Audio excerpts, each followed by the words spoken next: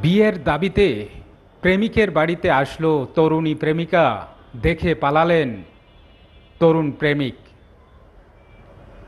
বগুড়ার ধুনটে প্রেমিকের বাড়িতে বিয়ের দাবিতে ৭ দিন ধরে অবস্থান করছেন নুপুরবালা ২২।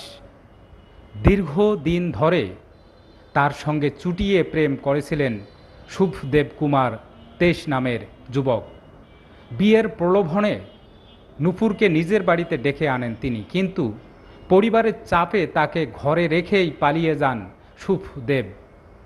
তবে নুপুরবালা প্রেমিকের বাড়ি ছাড়েননি।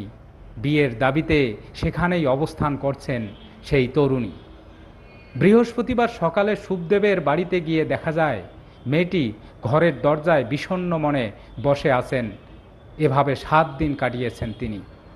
অপেক্ষার প্রহর গুনছেন কখন শাখা, সিঁদুর, টিপ বা বেনারসি শাড়িতে বউ সাজবেন।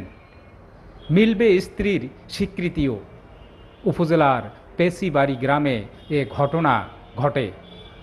শুভদেব কুমার ওই গ্রামের নারায়ণ মণ্ডলের ছেলে, আর নুপুর বালা নাটোরের সিংড়া উপজেলার সোনাইডাঙ্গা গ্রামের নিবাস চন্দ্র সরকারের মেয়ে।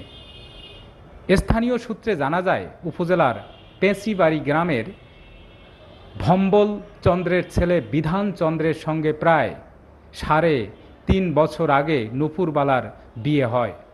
তাদের দাম্পত্য জীবনে এক ছেলে সন্তানের জন্ম হয়। প্রায় ১ বছর আগে বিদ্যুৎ স্পর্শে বিধানচন্দ্র মারা গেছেন। তারপর থেকে নুপুরবালা সন্তান নিয়ে স্বামীর বাড়িতেই থাকেন। এ অবস্থায় প্রায় ৮ মাস ধরে প্রতিবেশী শুভদেব কুমারের সঙ্গে নুপুরবালার প্রেমের সম্পর্ক গড়ে ওঠে। এ বিষয়টি নিয়ে তাদের দুজনের মধ্যে কথা হলে শুভদেব প্রেমিকাকে তাদের বাড়িতে আসতে বলে।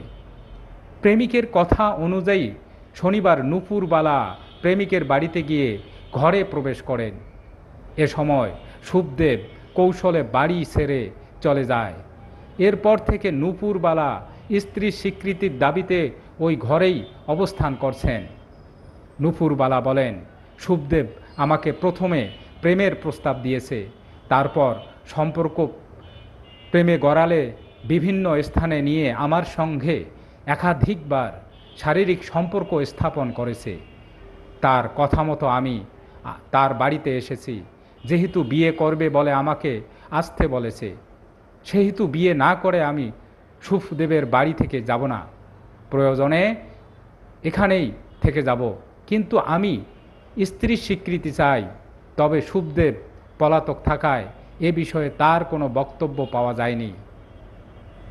ধুনট থানার ওসি সৈকত হাসান বলেন, ঘটনাটি লোকমুখে শুনেছি, তবে কোনো পক্ষ থেকে লিখিত অভিযোগ পাইনি। অভিযোগ পেলে আইনগত ব্যবস্থা নেওয়া হবে বলে জানান থানার ওসি।